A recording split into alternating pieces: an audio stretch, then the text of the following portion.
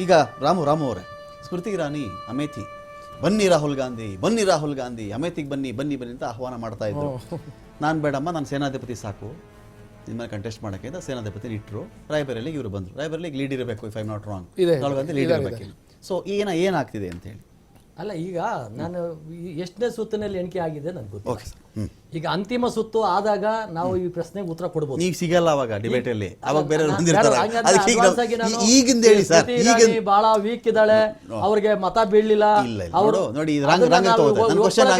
ನೋಡಿ ಸರ್, ಈಗ 10 ಗಂಟೆಲಿ ಒಬ್ರು ಇರ್ತಾರೆ ಡಿಬೇಟ್ಗೆ, 11 ಗಂಟೆಗೆ ಒಬ್ರು ಬಂದಿರ್ತಾರೆ, 9 ಗಂಟೆಗೂ ಇರ್ತಾರೆ, 8 ಗಂಟೆಗೂ ಇರ್ತಾರೆ. ಪ್ರಶ್ನೆ ಏನು ಅಂತ ಹೇಳಿದ್ರೆ, ಈ ನಂಬರ್ಗಳು ನೀವು ಹೇಳಿದ ನಂಬರ್ಗಳಿಗೂ ಇದರಲ್ಲಿ ಪ್ಲಸ್ ಆರ್ ಮೈನಸ್ 20 ಇಟ್ಕೋಬಹುದು, 30 ಇಟ್ಕೋಬಹುದು. 30 ಮೈನಸ್ ಆ ಕಡೆ ಇಟ್ಕೊಳ್ಳಿ, 30 ಪ್ಲಸ್ ಈ ಕಡೆ ಇಟ್ಕೊಳ್ಳಿ.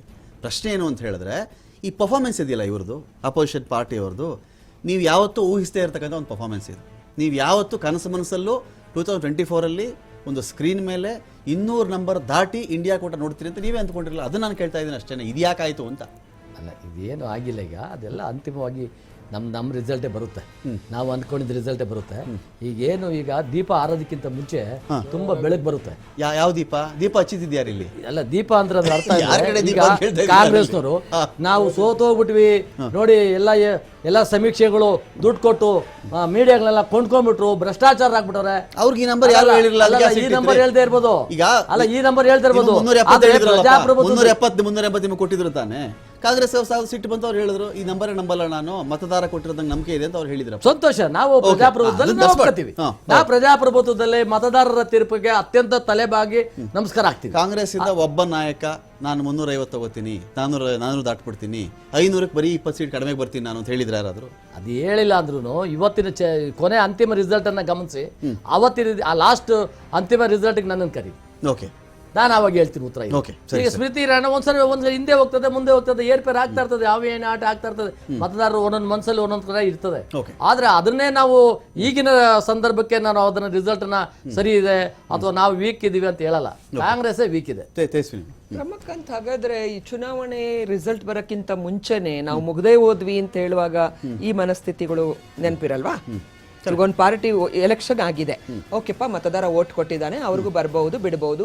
ಕಾಂಗ್ರೆಸ್ ಅನ್ನೇ ಮುಕ್ತ ಮಾಡ್ತೀನಿ ಅನ್ನೋದಕ್ಕೆ ನಿಮ್ಗೆ ಯಾರು ಕೊಟ್ಟರು? ಒಂದು ದೇಶದಿಂದ ಒಂದು ನ್ಯಾಷನಲ್ ಪಾರ್ಟಿ ಮುಕ್ತ ಮಾಡ್ತೀನಿ ಅನ್ನೋದಕ್ಕೆ ನಿಮ್ ಮನಸ್ಥಿತಿ ಏನು? Very good, interesting. ನೀವು ಒಂದು ಪಾಯಿಂಟ್ ಎತ್ತಿದ್ರಿ ಇವ್ರ ಬಗ್ಗೆ, ನಿತೀಶ್ ಬಗ್ಗೆ. ನೆನ್ಪಿರ್ಲಿ, ಇದೇ ಮೋದಿ ಅವರು ಬಿಹಾರಕ್ಕೆ ಹೋದಾಗ ರ್ಯಾಲಿನಲ್ಲಿ ಮಾಡಿ ಫಸ್ಟ್ ಏನಂದಿದ್ರು ಬಿಹಾರಿಗಳ ಬಗ್ಗೆ. ಆ ನಂತರ ಇವರು ಯಾರು ನಿತೀಶ್ ಅವರು ಗೆದ್ದ ಮೇಲೆ ಯಾವ ರೀತಿ ಕಿರುಕುಳವನ್ನ ಕೊಟ್ಟರು, ನಿತೀಶ್ ಅವರು ಮತ್ತು RJD ಒಟ್ಟಿಗೆ ಸಮ್ಮಿಶ್ರ ಸರ್ಕಾರ ಇದ್ದಾಗ ಯಾವ ರೀತಿ ಕಿರುಕುಳ ಕೊಟ್ಟರು. ಅವರು ಟಿಟ್ ಫಾರ್ ಟ್ಯಾಟ್ ಎಲ್ಲ ಕಳ್ಳಾಟಗಳಾಡೋದನ್ನ ಕಲಿಸ್ಬಿಟ್ಟಿದ್ದಾರೆ ಇವಾಗ ಮಾಸ್ಟರ್ಗಳು. ಸರ್ವೈವಲ್ ಆದ್ರೆ ತಾನೇ ಇವಾಗ ಹೋದ್ರು. ಅವ್ರು ಯಾವಾಗ ಅವ್ರಿಗೆ ವ್ಯತ್ಯಾಸ ಯಾಕೆ ಬಂದಿತ್ತು ಹೇಳಿ? ಇವರು ಪ್ರಧಾನಿ ಆಗ್ಬೇಕು ಅಂತ ಆಸೆ ಪಟ್ಟಿದ್ರು. ನಿತೀಶ್ ಅವರು ಮೊದಲು ಒಕ್ಕೂಟ ವ್ಯವಸ್ಥೆಯಲ್ಲಿ ಪ್ರಧಾನಿ ಆಗ್ಬೇಕು ಅಂತ ಆಸೆ ಪಟ್ಟಿದ್ದಂತ ಅಲ್ವಾ? ಮತ್ತೆ ನಾವು ಹಿಂದಕ್ಕೆ ಹೋದ್ರೆ, ನಾವು 2004 ಅವರು ನನ್ನ ಜೊತೆ MP ಆಗಿದ್ರು. ಆಮೇಲೆ ರೈಲ್ವೆ ಮಿನಿಸ್ಟರ್ ಆಗಿ ಬಂದ್ರು ಜಾರ್ಜ್ ಫೆರ್ನಾಂಡಿಸ್ ಅವರ ಮೂಲಕ. ಅಂದ್ರೆ ನೋಡಿ, ಅವರಿಬ್ರು ಎಷ್ಟು ಚೆನ್ನಾಗಿ ಮಧ್ಯದಲ್ಲಿ RJD ಮತ್ತು JDUನೇ ಒಂದಾಗಿ ಇದ್ ಮಾಡ್ತೀವಿ. ಇವತ್ತು BJPಗಿಂತ ಬೆಟರ್ ಪರ್ಫಾರ್ಮೆನ್ಸ್ JDU ಮಾಡ್ತಾ ಇದೆ. ಅಂದ್ರೆ ನೀವು ಅವರು ನಟಿಸಿದ್ರಷ್ಟೇ. ಇವಾಗ ಇಲ್ಲಿ ಬಂದಿರತಕ್ಕಂತ ಅಲಯನ್ಸ್, ಅಲಯನ್ಸ್ ಎರಡನೇದು ಇಂಟ್ರೆಸ್ಟಿಂಗ್ ಧಾರ್ಮಿಕ ವಿಚಾರ. ಇತ್ತೀಚೆಗೆ ರಾಷ್ಟ್ರಪತಿ ಮುರ್ಮುರವರು ರೀಸೆಂಟ್ ಆಗಿ ರಾಮ ಮಂದಿರಕ್ಕೆ ಹೋದ್ರು. ನಾನು ಹೇಳ್ತೀನಿ, ಅದ್ಯಾಕಂದ್ರೆ ಬೇಗ ಆಗೋಯ್ತು ಇನಾಗ್ರೇಷನ್, ಇನ್ ಸ್ವಲ್ಪ ಲೇಟ್ ಮಾಡ್ಬೇಕಿತ್ತು. ಜನಮಾನಸದಲ್ಲಿ ಹೈಪ್ ಕಾಪಾಡ್ಕೊಳಕ್ ಆಗ್ತಾ ಇಲ್ಲ. ಮುರ್ಮು ಅವರು ಹೋದಾಗ ರಾಷ್ಟ್ರಪತಿಗಳದ್ದು ಒಂಚೂರು ಪ್ರಚಾರ ಬರುತ್ತಲ್ವಾ, ರೀಕಾಲ್ ಮಾಡೋದು. ಆಮೇಲೆ ಇವರು ಸ್ಮೃತಿ ಇರಾನಿ ಅವರು ನಾಮಿನೇಷನ್ ಟೈಮ್ ಅಲ್ಲಿ ರಾಮ ಮಂದಿರಕ್ಕೆ ಹೋದ್ರು. ಆ ಹೈಪ್ ನೋಡಿ, ಸಿನಿಮಾದವ್ರನ್ನೆಲ್ಲ ಕರ್ಕೊಂಬಂದು ಇನ್ನೊಂದು ಮಾಡಿ, ಇಲ್ಲಿ ಎಲ್ಲರ ಸಹಕಾರದಿಂದಲೇ ಕೋರ್ಟ್ಗಳಲ್ಲಿ 100 ವರ್ಷಗಳ ಹೋರಾಟದ ನಂತರ ಎಲ್ಲ ಈ ಭೂಮಿಯಲ್ಲಿ ನಿಮ್ಮ ಧರ್ಮಕ್ಕೆ ಇನ್ನೊಬ್ರು ಅಡ್ಡ ಬರೋದಿಲ್ಲ, ಆಯ್ತಾ? ಅವ್ರವ್ರ ಧರ್ಮ ಪಾಲನೆ ಮಾಡೋದಕ್ಕೆ ಕಾನ್ಸ್ಟಿಟ್ಯೂಷನ್ ಅವಕಾಶ ಕೊಟ್ಟಿದೆ. ಶಂಕರಾಚಾರ್ಯರ ಬಗ್ಗೆ ನಾವು ಹೇಳಲೇಬೇಕು, ಯಾಕಂದ್ರೆ ಇವರು ವಿಜಯ್ ಸರ್ ಹೇಳಿದ್ರು. ಶಂಕರಾಚಾರ್ಯರು ಏನ್ ಹೇಳಿದ್ರು ಅಂದ್ರೆ, ಅದು ಇನ್ಕಂಪ್ಲೀಟ್ ಆಗಿದೆ, ಕಂಪ್ಲೀಟ್ ಆಗ್ಬೇಕು ನಮ್ಮ ಧಾರ್ಮಿಕ ವಿಧಿವಿಧಾನಗಳ ಪ್ರಕಾರ. ಶಂಕರಾಚಾರ್ಯರು ಇವತ್ತ ಜಮ್ಮು ಕಾಶ್ಮೀರದಲ್ಲಿ ಹೋಗಿ ಶಂಕರ ಗುಡ್ಡ ಮಾಡಿರ್ತಕ್ಕಂಥ ಶಂಕರಾಚಾರ್ಯರು ಅಥವಾ ಶೃಂಗೇರಿಯಲ್ಲಿ ಇಂದಿರಾ ಗಾಂಧಿಯಿಂದ ಹಿಡಿದು ನಾವು ಯಾರಾದ್ರೂ ಅನುಗ್ರಹ ಗುರು ದಿಸೆ ಕಮ್ಮಿ ಆದ್ರೆ ಹೋಗ್ತಕ್ಕಂಥ ಶಂಕರಾಚಾರ್ಯರು ಅವರು ಪೊಲಿಟಿಸೈಸ್ ಆಗಿಲ್ಲ ಯಾವತ್ತೂ ಕೂಡ.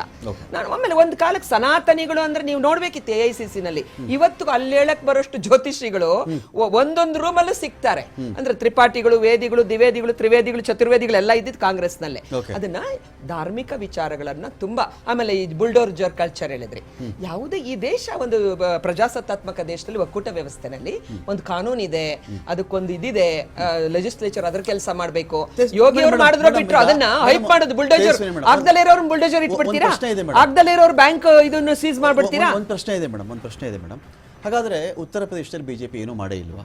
ಈಗ ಅಲ್ಲೊಂದು ಜಂಗಲ್ ರಾಜ್ ತರ ಇತ್ತು, ಗನ್ ಕಲ್ಚರ್ ಇತ್ತಲ್ಲಿ, ಮಹಿಳೆಯರು ಆರಾಮಾಗಿ ಓಡಾಡೋ ಪರಿಸ್ಥಿತಿ ಇರಲಿಲ್ಲ. ಯೋಗಿ ಬಂದ್ರು, ಒಂದೂವರೆ ವರ್ಷದಲ್ಲಿ 11,000 ಎನ್ಕೌಂಟರ್ ಅಂತ ಮಾತಾಡ್ತಾರೆ. 11,000 ಎನ್ಕೌಂಟರ್. ನಾನು ಹೇಳ ಅದಕ್ಕೆ ಈ ದೇಶದ ಇದರಲ್ಲಿ ಎನ್ಕೌಂಟರ್ ಮಾಡಕ್ಕೆ ನಿಮಗೆ ಈ ದೇಶದ ಇದರಲ್ಲಿ ಇದೆಯಾ? ನೀವು ಇಲ್ಲಿಗಲ್ ಆಗಿ ಮಾಡಿದ್ದನ್ನ ಅದನ್ನೊಂದು ಹೈಪ್ ಮಾಡ್ಕೊಳ್ಳೋದು, ಅದು ಜಂಗಲ್ ರಾಜ್. ಕಾನೂನು ಮೂಲಕ ನೀವು ಸುಧಾರಿಸಿದ್ರ ಅದನ್ನ? ಜಂಗಲ್ ರಾಜ್ ಈಗ ಅರಾಜಕತೆ ಸೃಷ್ಟಿಯಾಗಿತ್ತು, ನಾನೆಲ್ಲ ಹೊಡೆದಾಕಿದೆ. ಇದರಲ್ಲಿ ಪೆನ್ ಪಾಯಿಂಟ್ ಬ್ಲಾಂಕ್ ಅಲ್ಲಿ ಹೊಡೆಯೋದನ್ನ ನೀವು ಅಲ್ಲ, ಅದನ್ನ ನೀವು ಕಾನೂನು ಅಂತ ಹೇಳ್ತೀರಾ? ಪಾಯಿಂಟ್ ಬ್ಲಾಂಕ್ ಅಲ್ಲಿ ಪ್ರೆಸ್ ಮೀಟ್ ಮಾಡ್ಬೇಕಾದ್ರೆ ಹೊಡೆದಿದ್ದನ್ನ ಅರ್ಬನ್ ನಕ್ಸಲ್ ಅಂತೀರಾ, ಅದನ್ನ ಅರ್ಬನ್ ನಕ್ಸಲ್ ಅಂತೀರಾ, ಕಮ್ಯುನಿಸ್ಟ್ ಅಂತೀರಾ, ಅದನ್ನ ಕಾಂಗ್ರೆಸ್ ಅಂತೀರಾ? ಸಿಎಂ ಹೇಳಿದ್ರು ಅದಕ್ಕೆ, ಸರ್ ಹಿಂಗ್ ಸಾಯಿಸ್ಬಿಟ್ರು, ಈ ಪಾಯಿಂಟ್ ಬ್ಲಾಂಕ್ ಅಲ್ಲಿ ಬಂದ್ಬಿಟ್ಟು ಪ್ರೆಸ್ ಮೀಟ್ ಮಾಡ್ಬೇಕಾದ್ರೆ ಆರೋಪಿ ಹೊಡೆದ್ಬಿಟ್ರು ಅಂದಿದ್ದಕ್ಕೆ ಜೈಸೈ ಓ ಮರ್ನಾಥ ಅಂದ್ರೆ ಒಂದು ಇಂಟರ್ವ್ಯೂನಲ್ಲಿ, ಅವ್ನು ಹಂಗೆ ಸಾಯ್ಬೇಕಾಗಿತ್ತು, ಸತೋದ ಅಂತ. ಅಲ್ಲ, ಆವಾಗ ಈ ತರ ರಿಯಾಕ್ಷನ್ಸ್ ಬರುತ್ತೆ.